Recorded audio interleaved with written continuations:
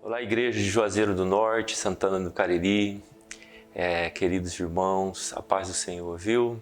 Por esse tempo nós estamos seguindo orientações, das nossas autoridades, evitando aglomeração e reuniões também. Mas eu gostaria de deixar uma palavra com vocês à luz de tudo aquilo que nós temos vivido nesses dias, Em muitas passagens na Bíblia, nós somos orientados a confiar em Deus. Quero ler algumas delas com vocês. Por exemplo, em Provérbios 3, de 1 a 8, nós lemos assim: Filho meu, não te esqueças da minha lei, o teu coração guarde os meus mandamentos, porque eles aumentarão os teus dias e acrescentarão anos de vida e paz. Não te desamparem a benignidade e a fidelidade, atas ao teu pescoço, escreve-as na tábua do teu coração, e acharás graça e bom entendimento aos olhos de Deus e do homem. Confia no Senhor de todo o teu coração e não te estribe no teu próprio entendimento. Reconhece-o em todos os teus caminhos e Ele endireitará as tuas veredas. Não sejas sábio aos teus próprios olhos. Teme ao Senhor e aparta-te do mal. Isso será saúde ao teu âmago e medula para os teus ossos. Provérbios 3, de 1 a 8. E no Salmo 37 também a gente tem outra palavra no sentido de confiarmos no Senhor. Diz assim: confia no Senhor e faze o bem, habitarás na terra e verdadeiramente serás alimentado. Deleita-te também no Senhor e Ele te concederá os desejos do teu coração. Entrega o teu caminho ao Senhor, confia nele e Ele o fará. Ele fará sobressair a tua justiça como a luz e o teu juízo como o meio-dia. Descansa no Senhor e espera nele. Não te indignes por causa daquele que prospera em seu caminho, por causa do homem que executa astutos intentos. Essas e muitas outras palavras nos orientam a confiar no Senhor. E é certo mesmo que nós devemos confiar primeiramente no Senhor e recorrer sempre a Ele. As ministrações que nós temos feito, tanto aqui em Juazeiro do Norte como aí em Santana do Cariri, a nossa ênfase tem sido essa, de levar cada um de vocês a confiar no Senhor. Mas a mesma Bíblia que nos orienta nesta direção também nos mostra que há uma parte que nós precisamos fazer. E é sobre isso que eu queria conversar com vocês um pouquinho nesta tarde. Esses dias, mesmo no meio evangélico, a gente tem ouvido tantas notícias, alguns desafiando o povo de Deus a estar junto, a não deixar de congregar, outros orientando, como nós mesmos temos feito, a não reunirmos, a seguirmos as orientações das autoridades, buscando um equilíbrio em todas as coisas, entre a fé em Deus que nós continuamos a ter, mas ao mesmo tempo a prudência que cabe aos filhos de Deus. O próprio Jesus nos diz isso, que nós devemos ser simples como as pombas e prudentes como as serpentes. Então, eu gostaria de deixar pelo menos três tópicos com vocês. O primeiro deles é assim: confiar em Deus não significa não tomar precauções. Lá no Salmo 127, verso 1 e 2 está escrito assim: se o Senhor não edificar a casa, em vão trabalham os que edificam. Se o Senhor não guardar a cidade, em vão vigia a sentinela. Inútil será levantar de madrugada, repousar à tarde, comer o pão de dores, pois assim Ele dá aos seus amados o sono. Então, nós sabemos que o Senhor cuida da cidade. E se Ele não cuidar, se Ele não vigiar, é inútil aquilo que nós possamos fazer. Por outro lado, o Senhor não diz para abrir mão da sentinela. A palavra do Senhor diz que devemos colocar os sentinelas e que esse é um papel nosso, que nós devemos fazer. Então é importante nós entendermos esse aspecto. Há outras passagens que mostram também essa prudência da orientação do próprio Deus. O caso de Noé, por exemplo, ele foi avisado sobre o dilúvio e prudentemente ele e a sua família construíram a arca e foram os únicos que ficaram livres da destruição naquela época. Ló também foi avisado sobre a destruição de Sodoma e de Gomorra. E ele tentou avisar a sua família para sair e levou, no mínimo, as suas filhas, juntamente com ele, foram salvas, por causa de um aviso e por causa da prudência, ainda que tardia, mas da prudência de Ló. O próprio José foi avisado sobre o tempo de seca que viria sobre o Egito, e ele prudentemente juntou em celeiros e fez provisão para os 7 anos de fome que viriam pela frente.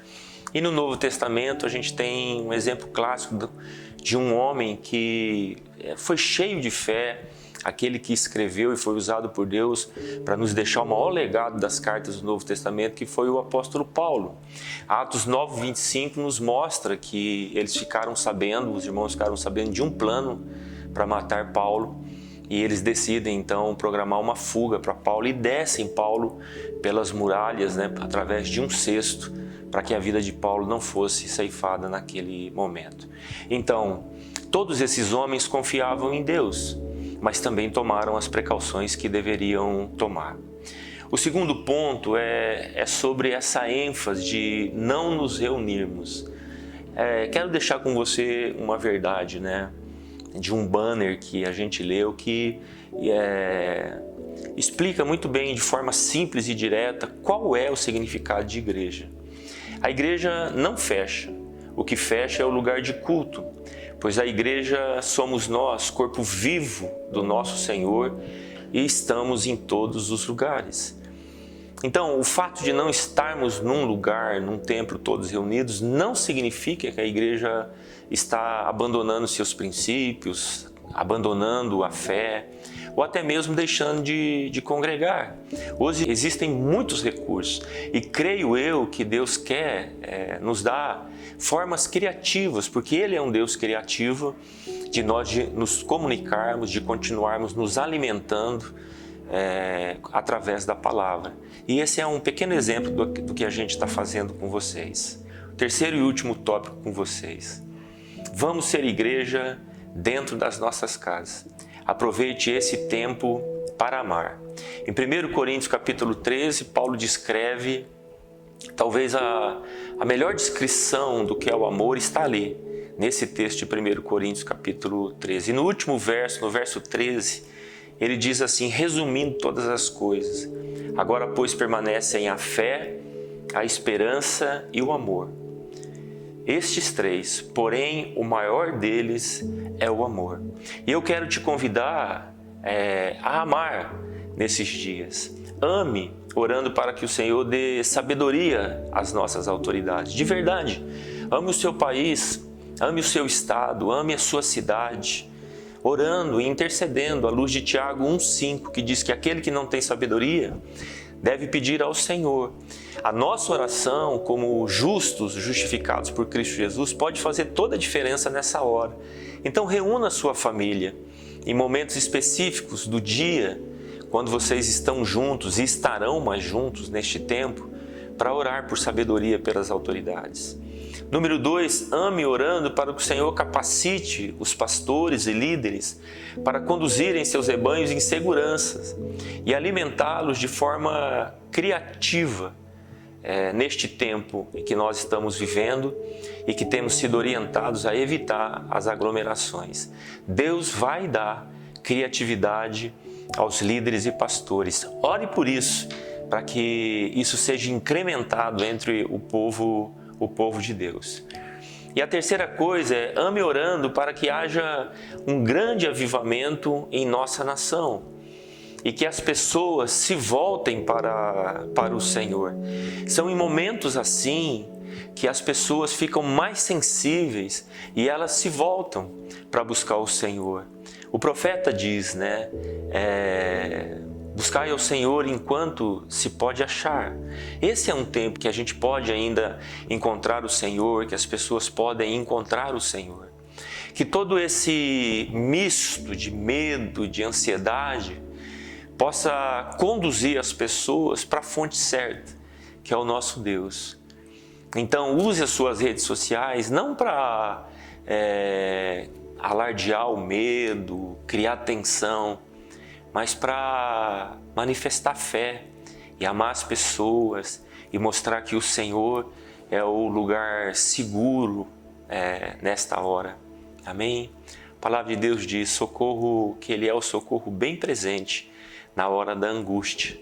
Que você, na sua casa e através das suas redes sociais, aponte este caminho para as pessoas. Por último, nós queremos dizer que eu, Caio e a pastora Cidinha, a gente ama muito vocês. E deixo uma última passagem que está em Eclesiastes capítulo 3, que diz que há um tempo para todas as coisas. E diz o texto lá, inclusive é um tempo para abraçar e afastar de abraçar. Então, agora é um tempo curto que nós vamos nos afastar de abraçar. Que vocês fiquem em paz e que vocês possam se unir em família e investir um tempo em oração. Deus abençoe vocês.